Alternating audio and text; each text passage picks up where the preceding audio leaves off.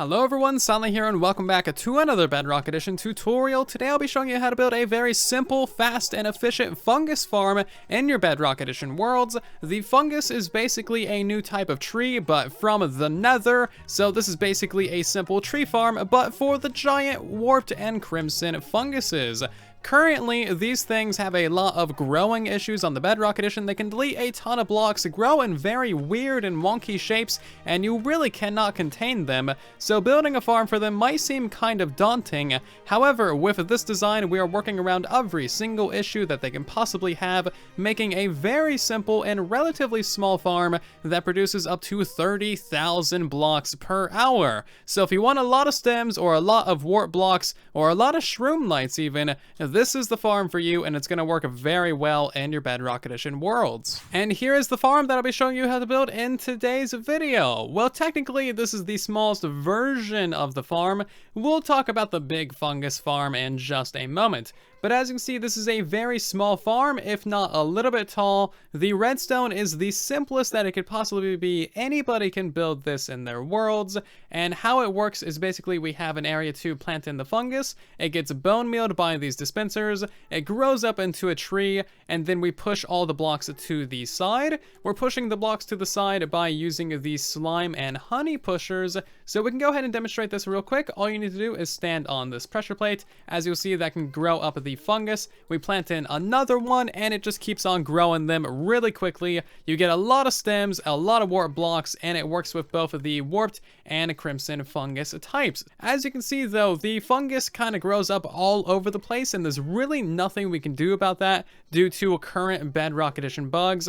I assume that this behavior will be fixed in the future, but as of now, our farms are going to be looking kind of ugly because it's just going to be warp blocks all over the place. If you ever want to switch fungus types, all you need to do is switch out these two pieces of nylium, and then you can grow the new type of fungus. And also you can look right through the edge of this honey block to open up the dispensers to see how much bone meal they have, and of course restock them. So what if you think that farm's a little bit small? What if you want to get a lot more blocks for your bone meal? And what if you just want to build the biggest farm that you can? Well then, the big fungus farm is the one for you, and that is this monstrosity in front of you here. As you can see, we're farming a 5 wide area, so if we place a block right here, this entire 5 wide by 12 tall wall is going to get moved at one time. So it's kind of crazy. It's like a lot of blocks, and it is much better for your bone meal return. So for the bone meal that you put in, you're going to be getting a lot more blocks out instead of just a 1 wide strip, which will mostly be stems. You're going to be getting a 5 wide strip, which is going to give you a lot more shroom lights. It's going to give you a lot more stems from the big trees, the 3x3 fungus trees, and then it's also going to give you a ton of warp blocks as well.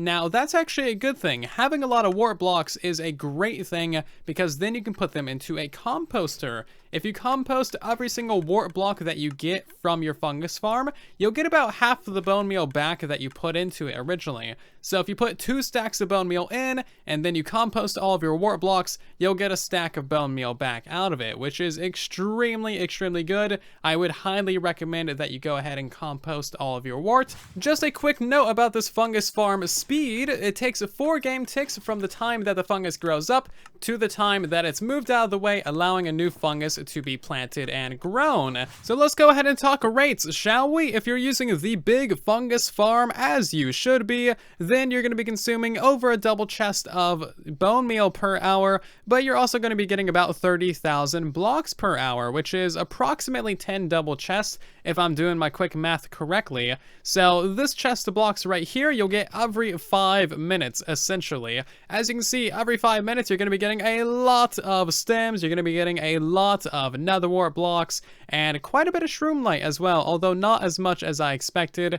Also, keep in mind you'll be getting a couple of weeping vines, not really the point of the farm though, just kind of like a side drop. Now, if you put all of the nether wart blocks into a composter like you should, then you're going to be getting about 2.5 stacks of bone meal out for every 4 stacks that you put in. So you should definitely be composting your wart blocks for some pretty solid bone meal return. So real quickly, let's just talk about the issues with the funguses. That way you kind of understand what we gotta go through just to make these farms possible. So at the moment on Bedrock Edition, a growing fungus will delete any non-solid block that includes pistons, redstone dust, repeaters. It does not include observers, droppers, or solid blocks like stone, cobblestone, dirt, wood planks, logs, things like that. So if we go ahead and grow up ourselves a fungus, you'll see that more or less all of these things that just get instantly deleted.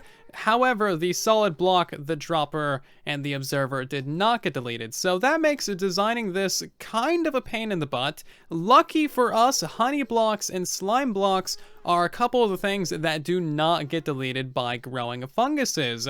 So that means that we need to put our pistons 5 blocks away from the center where we're actually growing our fungus. That way they never get deleted. We have to be very careful with where we put our redstone lines. So that is why the farm is quite a bit bigger than you might expect.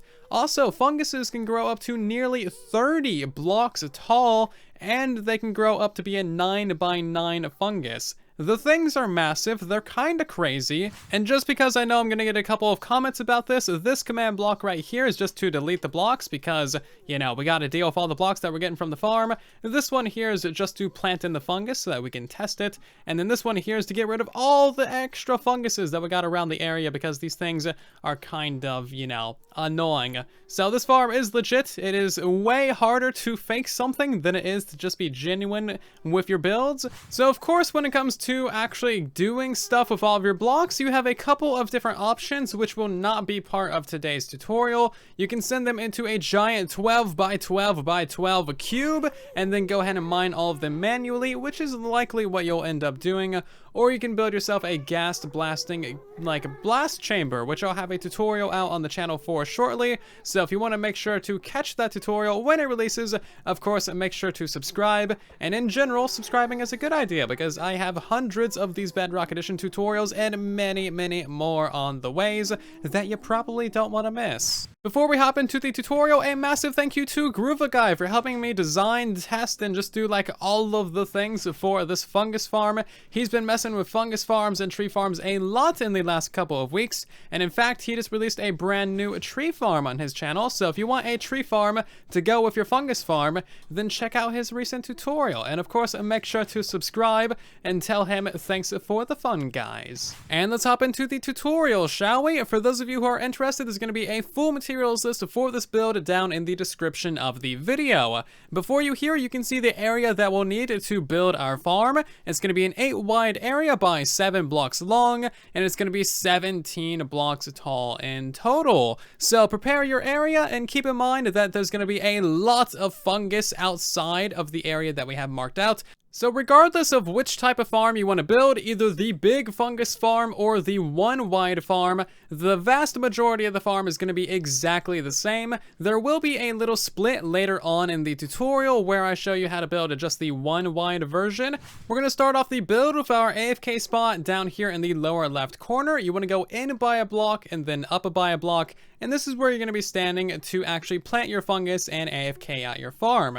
You're going to want 2 pieces of nylium going up into the diagonal, and this is just going to be the main starting blocks of our build. We're going to place a solid block right here with a lever on it. That's going to be the main on and off switch of our farm. 2 more solid blocks right there. You want a repeater on 2 ticks right there, redstone dust and a redstone torch underneath that, solid block right there, redstone torch above that, solid block above that, another piece of redstone dust above it, solid block right there, and then a piece of obsidian right next to this nylium. Grab yourself 2 dispensers and you want them facing towards this piece of nylium, and that is officially your bone meal circuit complete. Swinging around the backside now, you want an observer facing forwards. This is going to be the main thing that detects when a new tree grows. You want a dropper at the backside facing any direction, an observer facing upwards right beneath that with a solid block below it, and another solid block down into the diagonal. Grab yourself a couple of slabs now, and you want them right here in this location with 2 repeaters on 4 ticks right here. we now want to grab ourselves a dispenser and place that facing upwards right underneath this piece of nylium. So the reason for this little circuit right here is because whenever there's a solid block above your nylium, like a stem or a wart block or whatever, that nylium can occasionally die. Now, fungus little plants cannot grow on netherrack. They have to be on the appropriate nylium type, so we need to rebone meal this in order to turn it back into nylium for the farm to continue working. Continuing on to this circuit back here, we want to have 2 more blocks along, and then a block down, and then another block back up like so, another block up, and then kind of this T shape of slabs right there. So essentially this is exactly what you should have. And then we need to have a solid block up in that corner right there as well. Go ahead and put redstone dust all along this entire thing, including these 2 slabs. Now we need a repeater on 3 ticks right there, and a repeater on 1 tick right there. And now to complete the lower circuitry, you want a solid block right there, a repeater on 2 ticks right there, another solid block right there, and another repeater on 4 ticks right here. Place in 4 pieces of redstone dust like so, and that is your entire circuitry of the farm done. And now it's time to start installing our pistons, slime blocks, honey blocks, and obsidian. And this is going to be the final part of the farm that actually moves over all the stems and wart blocks for your item collection. So the first thing that you want to do is place in a sticky piston right here, lined up with that repeater and lined up right behind this dispenser. Go ahead and place in 3 slime blocks, and that's going to be the first sticky piston in place. You now want to go ahead and put 11 more above this for 12 in total. So 2, 3, 4, 5, 6, 7, 8, 9, 10, 11, and 12. And that is basically as tall as our farm is going to be. For every single one of these, you want to alternate honey and slime. So just go ahead and do this all the way up. And then on the fronts of these, you want to have yourself some solid blocks like stone, cobblestone, or even dirt would work. Wiring up all of your pistons is an absolute breeze. So you want to come down here to the bottom and place in 3 solid blocks like so. And then every other block, you want to have a solid block going all the way up to the back side of your pistons. And then all of this should just have redstone dust above it. Just go ahead and spam down redstone on basically everything. And now go ahead and have yourself a glass staircase, also with redstone dust just completely spammed on top of it. And you want to have this going all the way up to the top, just like so. As you can see, redstone is very, very easy. Just spam down redstone everywhere. It'll work. If we put down a temporary lever right there and power that, you'll see that all of our pistons are now extended. So if you want to build the 1 wide version of the farm, like the original tiny guy over there, congrats, you are basically completely done. The final thing that you need to do if you want to build the 1 wide version is surround every single bit of slime and every single bit of honey with either obsidian or glazed terracotta. Obsidian is likely easier for you to get, however, you know, it's really up to you and what you got laying around. So basically, yeah, just spam obsidian everywhere. This is going to prevent, you know, wart blocks and stems from generating next to these, getting dragged along and then breaking your system. And overall, it's going to prevent a lot of headaches. Also, make sure that you leave this block out because that's going to be a honey block for you to actually look through. And then you also want to have just like a regular solid block right there. But yeah, now that you've completely surrounded it in obsidian, your farm is ready to go. If you want to expand the 1 wide farm into the 5 wide farm, great, let's go ahead and do that. The first thing that we're going to do is go to the second layer up and place another 2 sticky pistons to the side right there. And then on the third layer up, we're also going to place another 2 sticky pistons, but on both sides. So these 2 should be right above the observer and dropper, and then these 2 should be 1 block above this dispenser right here, and that's exactly what it should be looking like. Every other layer above this is going to have 2 sticky pistons on either side, so go ahead and fill in all of those, and then we'll work on the circuitry and then the honey and slime blocks. Once all of your sticky pistons are in place, we're going to flip around the back side and install the circuitry. So down here at the bottom, you want an extra 2 blocks with redstone dust, and then do that for basically every single layer going all the way up. On the right side, you also want another 2 blocks to either side, going all the way basically down to the bottom. Make sure there's redstone dust above every single one of these solid blocks, so that way all of the pistons get powered. And now we can go back to our trusty tester lever, flick that thing, and we should see absolutely every single piston get extended. If some of them don't extend, then you missed a redstone somewhere. And now for the fun, squishy part. We need to go ahead and put in alternating lines of slime and honey. Make sure that there is never 2 slime blocks next to each other. It always has to be a checkerboard pattern of honey and slime blocks. It's going to cost a lot of honey. It's going to cost a lot of slime, but it's going to be well worth it in the long run. And this is what you should have once all of that is done. Of course, behind these solid blocks is, of course, a more checkerboard pattern. It has to be a checkerboard, otherwise it will not work. So now on the fronts of all of these, you want to have a solid block. So go ahead and just place in a full wall of solid blocks.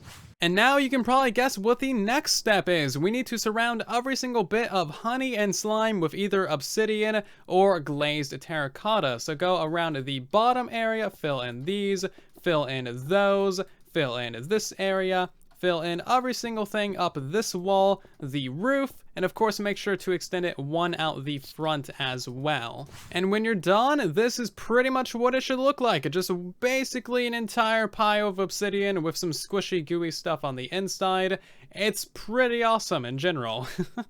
Of course, you want to make sure to have a honey block right here and then another solid block right above your AFK spot, and that'll make sure that no funguses grow in that area. And congratulations, that is now the big fungus farm complete. As you can see, it is a rather simple build. It is an extremely easy thing to expand from the 1 wide, so you could build the 1 wide first and then expand it to the 5 wide later, and that is pretty much all there is to it. And now, of course, it is time to test out the farm. So we're going to go ahead and flip the command block just to like automatically place in the fungi, fill up all of the dispensers with a bone meal, and then churn on the thing. And as you can see, it is working beautifully. It is growing up all the stems, pushing them to the side, and then it should be harvesting them with our command setup here in a moment. So yeah, there you go. You can now send all of your stems off to a blast chamber, off to a cube maker, whatever you want to do. I will say it is going to be quite the challenge to deal with a 5 wide thing of blocks. That is something that I have not quite figured out,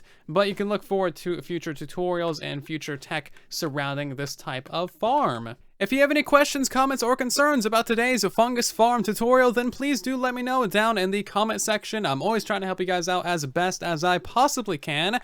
But otherwise, that's going to do it for today's tutorial. Thank you ever so much for watching. If you did enjoy, then of course, make sure to leave a like. It helps out the video and the channel a ton. If you are new here, then make sure to subscribe so you don't miss future tutorials, blast chambers, tree farms, and all kinds of other fun stuff on the channel. And otherwise, that's going to do it. I'll see you guys down in the comment section and in the next one. Thank you again for watching, and then there was silence.